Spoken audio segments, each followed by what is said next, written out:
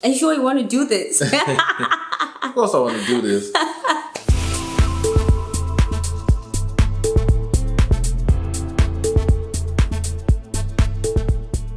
Hey, what's up guys? XD here, back again with another video, and I'm joined by my lovely fiance, and today we're going to be talking about being in a relationship with a producer, and she's basically going to be expressing how it is, you know, being involved with a producer. That is me. And then we're just gonna go back and forth and talk about that, because a lot of people don't talk about these things, so I feel it's something that's really interesting. It's end of the year, it's festive season and all that, so it's a lot to reflect on. We've been together for a long time, we've also been engaged and, you know, looking to be married and all that, so I'd rather we do this on camera, you know, so that if it's a teachable moment for me and it's a teachable moment I thought I'd write it in our vows when we get married. Like I'll have a scroll of what I went through. Anyways. But are we a problem with music producers? You're not a problem, because the mere fact that I love music personally, and I'm also a singer and a vocalist, so it comes from a deeper meaning of understanding music. But at the same time, I found X, you know, loving music, and that's what I really connected with at first. But when you find someone that's a producer already, I feel like from my experience, you have to let them be the producer and know that most of the times they're going to be on their computer making beats like the whole time. And him as a producer, I found him at a state where he was doing a lot of recordings with a lot of hip-hop artists, and now he's more onto house, which I find the house producers are more welcoming and more understanding, and I should say mature, not hating on the hip-hop artists and everything before they come. It's just a lot more work. It's just a lot more work. A lot more time is taken into because they're so and demanding, and in rappers, and artists, because you know you spend all days, you know, doing ad libs. So all day in the studio, it's like, woo, woo, No, what I like is when they say, okay, so they say like, okay, so when my voice goes like this, you must put like that phone sound, and then make the beat drop, and then make it come back, and then make me sound like Questa, make me sound like Casper Nyovest, the deep throat voice, make me sound like AKA. We're like, dude, if your bars ain't on point, and if you cannot sing, autotune cannot save your life. But anyways, that's some of the problems. That's some of the problems. But and then the long hours, like right now you're dealing with a lot of clients that are sending you mixing and mastering, so you are like always busy. So it's just working around knowing that there's sometimes that, you know, you will always be on the PC working. So I feel like it's basically a problem of most people, you know that when you go to work or when you're working, it's usually you have to leave the house and go work in another building or somewhere else. But when it's now a thing of you work at home, you're close, I can see you, like I can literally see you right there, and you're saying you're working, you can always interrupt, you know, things will be happening, so it just feels weird, and it gets a little bit, you know, getting used to. Yeah, it does really take getting used to, and it takes having someone who understands what you're doing. Otherwise there will be a lot of clashes between you and your partner, because they won't understand what you're doing. But what I feel is making the other person understand, and also trying to make time. Like, I know he gets busy all the time, but he always makes time for us. He always has time that is like, okay, you know what, I'm gonna shut everything down. It's time for us to chill when we eat or when we do anything else. Then it's like us time. Then when it's time to work, then, you know, it's time to work. But I just feel like as a producer, you always, you know, making music and stuff like that, and like, it's a lifestyle. Like, I feel like being a producer is a lifestyle where most of us, like most of you guys I know, probably are producing at home or in your home studio and whatever setup you have. So it's basically a lifestyle where you wake up and an idea can come about anytime. So you want to make sure that, you know, your setup is ready. You can just open your laptop, get on your computer, and then you work, you know. So it is a lifestyle that is kind of entangled in life. But then I feel like, you know, most people don't really believe how we connect when it comes to, you know, us in the music section and me being a music producer and doing the stuff at home.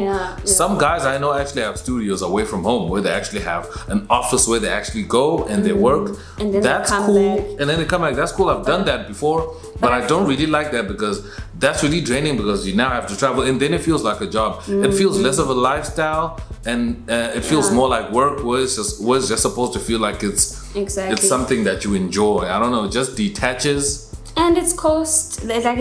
Yeah, it costs can more, we do things that are cost effective? Have your office at home. It's like, why is your music costing so much? You're buying all this equipment. That's another problem. Oh yes, oh my god, how can I forget this problem? We will be chilling and then the next thing it's like, babe, so there's this guy, he has this mic, it's crazy, yo. Like, it does this, it does this, it does this. So I already contacted him, we're going to buy it. I'm like, yeah, because we're always looking for the next best thing. That's you know, true. it's like there is, and this is the problem with the music industry. There's always a lot of gear out there, and all of us have gear acquisition syndrome where we always are looking for the next best equipment. So if you get this new microphone, you see another microphone you think is better, you want to get that one. Exactly. You want a new set of speakers, even if you have these set of speakers. Some of you guys even have two sets of speakers or even two more. mics or even more. Like I know I have two microphones, you know. And you have like, don't you have like another one coming? Yeah, another one coming. Yeah, but it helps us in the sense that we both are in the same space, we are working together, so whatever audio stuff he gets, then it kind of helps us. But in terms of like equipment, I would say we prioritize that, and yeah, as a producer he prioritizes that, like everything that has to you know, that he buys or whatever. It's like always like I said, it's always like, babe, I found this.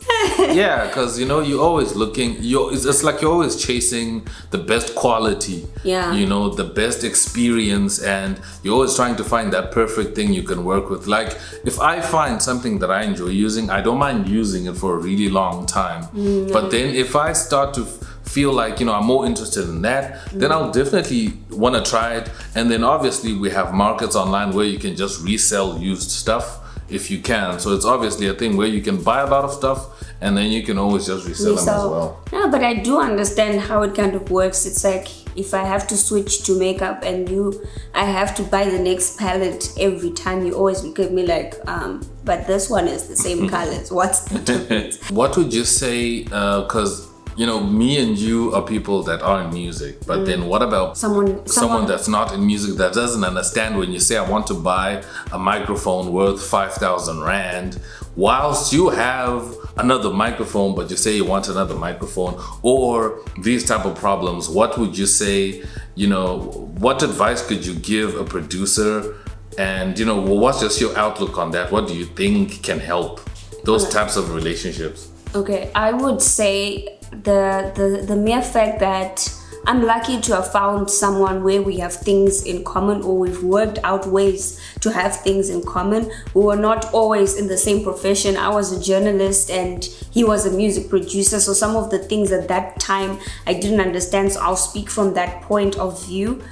I just believe that when you have your partner and you love the person that you're with, you support what they're doing, because you do not know the sacrifices that they're making on your side of things. You go to work 9 to 5, or, you know, it's not really 9 to 5 sometimes because work extends hours and overtime and all these other things that someone else is compensating for you. And you also have to ask each other the questions that, okay, this person that's asking to buy this piece of equipment, how is it going to help us? And in the long run, what is more important to get? Because if you're running a household together, then it's like, if the person is being reasonable about wanting to buy a mic for 5,000, maybe it will bring 10,000 or 15,000 back.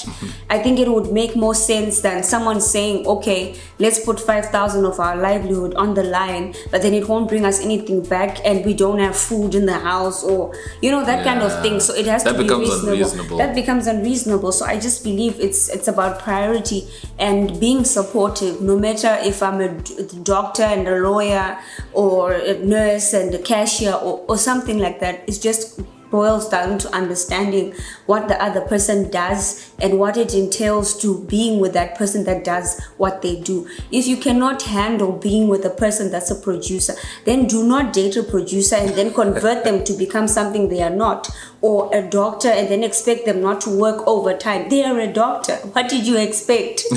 I'm just saying. But anyways, yeah, that's true. Yeah, because it's a thing where some dreams are killed because you get into a relationship with someone that actually does not understand what you do or doesn't look at it that way. Because I remember, like, growing up, some of my friends didn't understand what I did. My family didn't understand, and they still don't understand what I do. Some of them think I'm just fooling around. I'm just playing around. I'm not gonna amount to to anything. But we're living off this, like, but literally. Yeah, until they can see that you're actually making something, because people see. What they say making it is what they see on TV, when you're now driving the fancy cars, living in the big apartments, in the nice houses, and you're on stages filling up domes and whatever.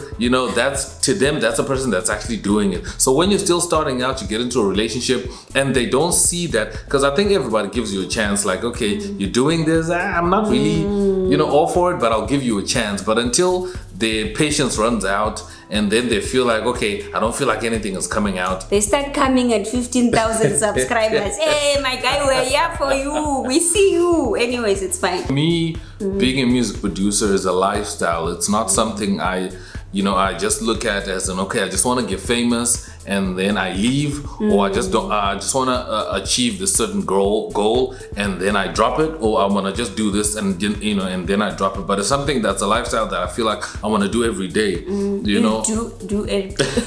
I do it every day. Yeah, like sits and then it's like making a beat. There was a time when I was like, okay, I actually want to spend a whole week without opening FL Studio, without making music. I could not do it.